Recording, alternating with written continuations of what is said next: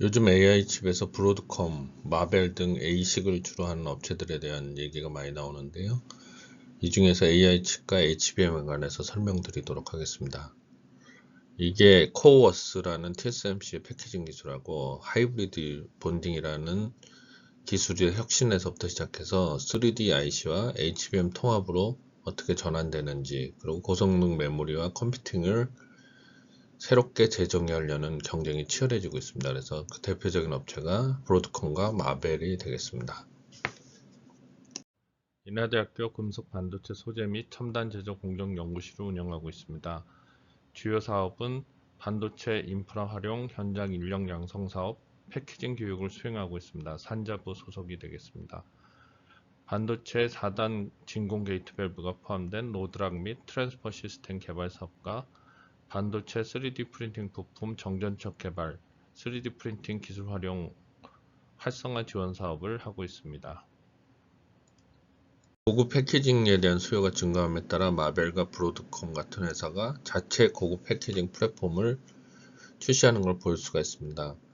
브로드컴의 3D X DSP, DIP, 그러니까 시스템인 패키지죠. 거기에 TSMC의 코어워스 L 패키징 기술을 활용해서 레티클 크기보다 5.5배 더 큰 패키징을 구현하는데 총 면적은 4719mm 제곱미터입니다. 로직 IC고 최대 12개의 HBM3나 HBM4가 스택되고 추가적으로 IO 칩을 통합하는데 여기서 보시는 게 중요한 게 기존에 2.5D XPU ASIC은 쭉 퍼져 있었는데 요걸 하나로 모으고 또 밑에 부가적인 노드를 모아서 그걸 이제 3D로 적층하는 그런 기술이 되겠습니다. 본 자료는 아래에 있는 홈페이지를 기준으로 거기 내용을 위주로 설명드리고 있습니다. 성능을 극대화하기 위해서 브로드컴은 컴퓨터 칩 설계를 분리를 해서 하이브리드 본딩이라는 새로운 이 칩과 칩을 그대로 고리 패드를 붙이는 그 방식을 사용해서 붙였습니다. 근데 또 하나의 차이는 페이스 투 페이스 구성을 해서 하나의 로직 칩을 다른 로직 칩 위에 쌓는 것을 권장합니다. 앞부분에 얘기한 빨간 거하고 노란색 부분에 해당된다고 보시면 됩니다. 이러한 방식은 범플리스 하이브리드 본딩을 활용하여 상단 및 하단에 실리콘 타입 금속층을 직접 연결합니다. TSV에 의존하는 페이스 투 백 구성과 비교할 때 이 방법은 브로드컴의 3DX SIP 플랫폼에 아주 중요한 이점이 될 수가 있습니다. 마벨은 자체 D2D, die-to-die IO를 통해서 사용자 정의 XPU 설계에서 25% 더 많은 로직 칩을 수용할 수 있게 설계를 했습니다. 그래서 컴퓨터 칩과 함께 33% 더 많은 HBM 메모리 패키지를 설치할 수가 있고 프로세서가 사용 가능한 DRAM 용량을 늘릴 수 있다고 합니다. 이 회사는 메모리 인터페이스 전력 소비가 70%까지 감소시킬 수 있다고 합니다.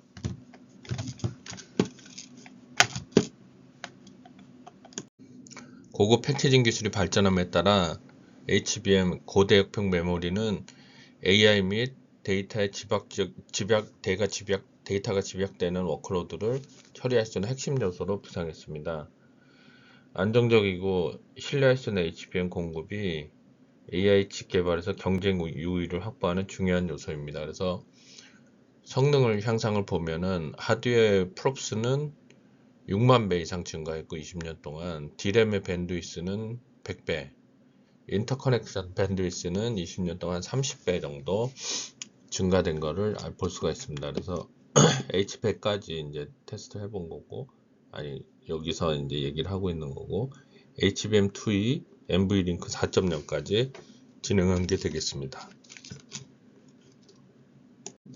현재 HBM 환경은 SK 하이닉스가 현재 하이엔드 HBM 시장을 장악하고 있고 선도적인 업체에 최첨단 메모리 솔루션을 공급하고 있습니다. 그러나 수요가 급증하면서 HBM 시장에 진출하려는 다른 회사들이 또 유사한 HBM을 만들기 위해서 독점적인 기술을 개발하고 있습니다.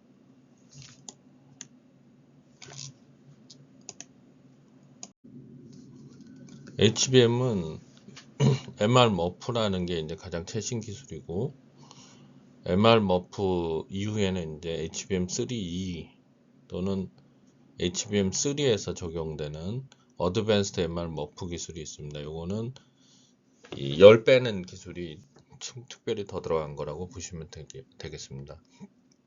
SK 하이닉스가 HBM 3세대인 HBM2E를 개발하면서 열 제어 개선에 주요한 초점이 되었습니다. 기존에 사용하던 방식이 TC-NCF가 고밀도 적층 제품에 적합한 패키징 솔루션으로 인정받고 있을 때 SK는 아예 현상 유지에서 벗어나서 향상된 방열을 제공하는 새로운 패키징 기술을 개발하기 위해 노력했습니다. 수많은 테스트와 시행착오 끝에 2019년에 HBM 시장의 미래를 바꿀 새로운 패키징 기술인 MR-MUF를 공개했습니다. 그래서 여기 보시면 열에 대한 방출이 10% 이상 향상된 것을 볼 수가 있습니다. MR-MUF로 가면서.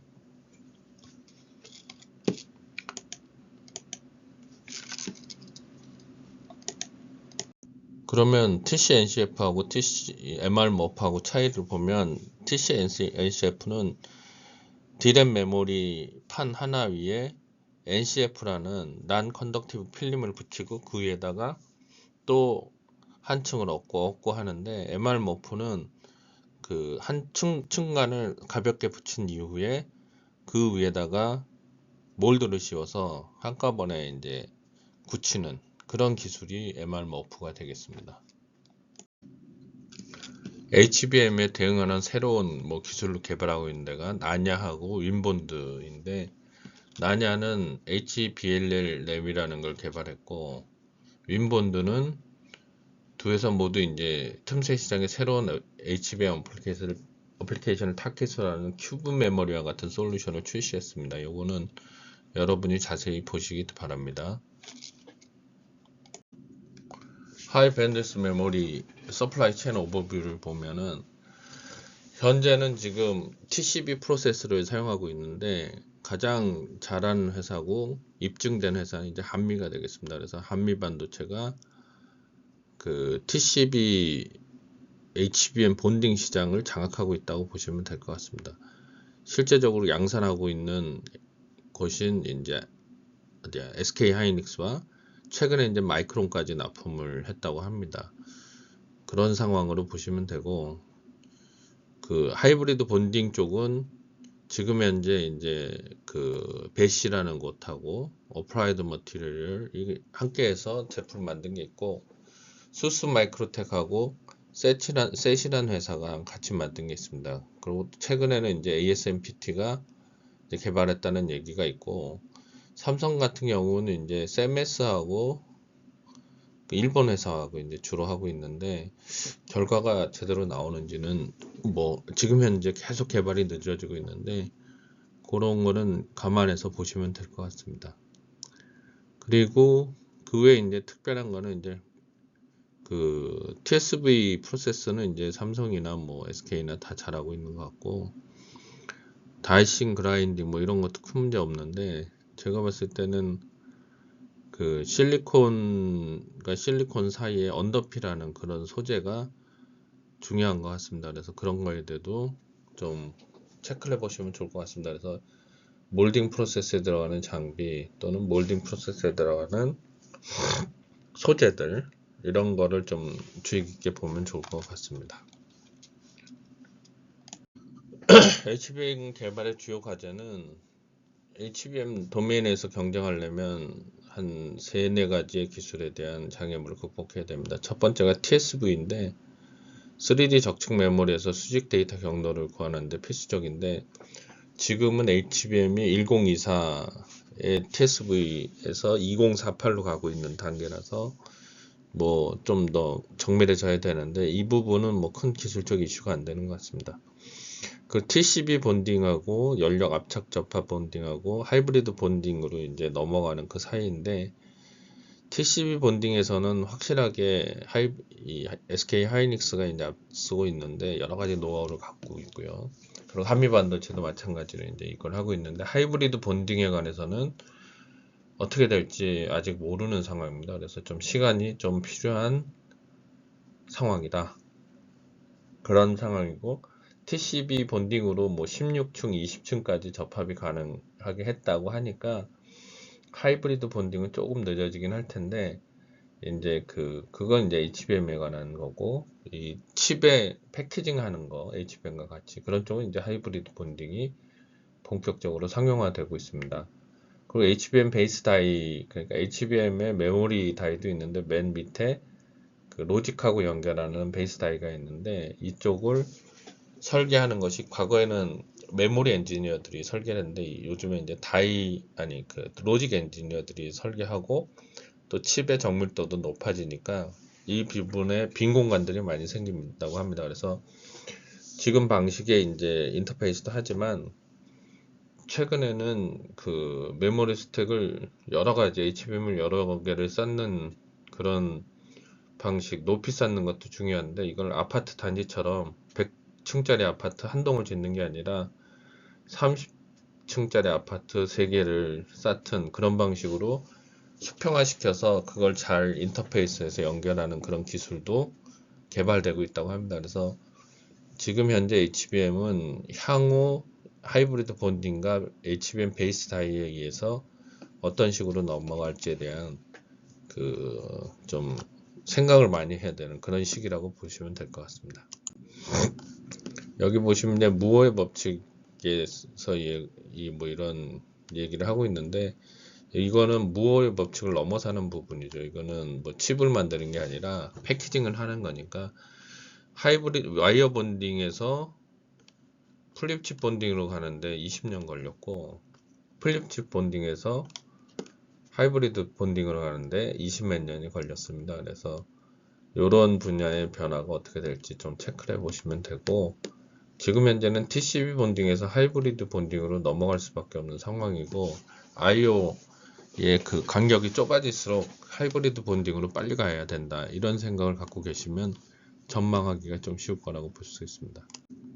그 GPU 칩에 HBM을 몇 개까지 쌀 수 있냐, 옆에 둘 수 있냐 봤을 때 이게 코어스라는 거는 TSMC의 패키징 기술입니다. 실리콘 인터포저에는 8개까지 쌀 수가 있는데 그 코어스 L 같은 경우는 이제 12칩까지 쌀 수 있는 게 이제 차이가 됩니다. 그래서 이 방향이 코어스 L 방향으로 간다. 이유는 실리콘 인터포저의 사이즈, 그러니까 실리콘 웨이퍼라고 보시면 되겠습니다. 그 사이즈를 계속 늘릴 수가 없으니까 HBM과 로직 사이의 속도만 빠르게 하는 이 브릿지를 넣어서 속도를 빠르게 하는 기술로 하게 되면 기판을 실리콘 인터포저를 안 써도 됩니다. 그러면 이제 사이즈 크게 키울 수가 있으니까 점점 크게 되는 거는 코어스 L로 갈 거라고 이제 일반적으로 전망하고 있습니다. 또 하나의 기술적 변화는 실리콘 포토닉스라고 해서 칩 내부에는 뭐 기존의 패키징을 하지만 칩과 칩을 연결할 때 광통신을 사용하는 겁니다. 그래서 광을 사용하게 되면 물리학적으로 가장 빠른 속도로 전달할 수 있는 기술이기 때문에 그거 이상을 찾기가 쉽지는 않습니다. 그래서 실리콘 포토닉스로 가는 게 이제 일반적으로 되고 이 실리콘 포토닉스에 대한 기술이 중요한 칩과 칩의 인터페이스 기술이 되겠습니다. 무슨 얘기냐면 이 GPU 뭐 1000개를 단다, 2000개를 단다, 10,000개를 달한다 했을 때 칩과 칩의 인터페이스를 실리콘 포토닉스 그러니까 파이버 갖고 한다는 거죠. 또는 코어 패키지드 옵틱스라고 하는 그 방식으로 사용하는 건데 이건 추후 향후 발전할 분야니까 요거는 추후 유튜브를 다시 만들어서 올리도록 하겠습니다. 기존의 HBM하고 6세대 HBM4 이게 6세대란 말 쓰고 뭐 HBM4 이런 말을 쓰는데 하나로 통일됐으면 좋겠습니다. HBM4에서는 이런 3차원 방식이 사용될 거라고 봅니다. 그래서 여기 보시면 그래픽 처리 장치 GPU하고 HBM을 밑에 옆으로 두는데 이거는 이제는 앞으로 GPU하고 메모리를 그 위에 쌓는 그런 방식으로 갈 거라고 보고 있습니다. 그래서 이런 분야에 대한 연구도 진행돼야 될 것으로 보고 있습니다. 향후 그러면 HBM 시장이 어떻게 될 거냐? SK가 삼성을 능가하는 회계적인 결과를 냈습니다. 그러니까 성과를 낸 거죠. 판매나 이런 쪽에서. 그런 부분이 이제 봤을 때 엄청나게 시장이 커질 거로 보고 있고, JP모건도 시장이 급팽창할 거를 금년 초에 발표를 했습니다. 그리고 SK하이닉스가 주니까 SK하이닉스가 그러면 언제 제품을 출시할 거냐 봤을 때 HBM3E에는 이제 HBM3는 2024년 첫 번째 쿼터에 이제 발표를 했고, 지금 2025년이니까 HBM3E가 2025년 12단이 이제 발매가 되고 16단은 25년 2분기 정도, 그리고 HBM4는 2025년 말경에 12단 정도 나오고 HBM4의 16단은 2026년에 나올 거로 예측하고 있습니다. 이게 계속 바뀌어서 뭐 이런 시기쯤에 나올 거다 이렇게 보시면 될 것 같습니다. 또 재밌는 거는 마이크론이 대만 공장, 싱가포르 공장을 계속 증설시키면서 HBM3E 이상 버전을 양산을 성공시키고 16단까지 성공시키고 있어서 뭐 삼성보다 앞서 나갈 거라고 예측되는데, 그 이유를 자세히 보면은 한미반도체 장비를 마이크론에서 최근에 많이 사갔습니다. 그래서 이 한미반도체 장비가 결국은 HBM을 만드는, 그러니까 이제 패키징 하는데 중요한 장비가 되니까, 기존의 장비에서 SK 하이닉스가 제일 잘 만들 때 그 장비를 쓰고 있고, 거기 장비에 이제 기술이 마이크론에도 또 적용된다면 16단 뭐 이상은 금방 쌀 거라고 여겨지고, 시장 점유율이 SK 하이닉스, 마이크론, 삼성전자 이런 순위가 바뀌지 않을까 이런 예상도 가고 있습니다. 그래서 마이크론이 약진하고 있는 것도 중요한 이슈 중에 하나다 보시면 될 것 같습니다.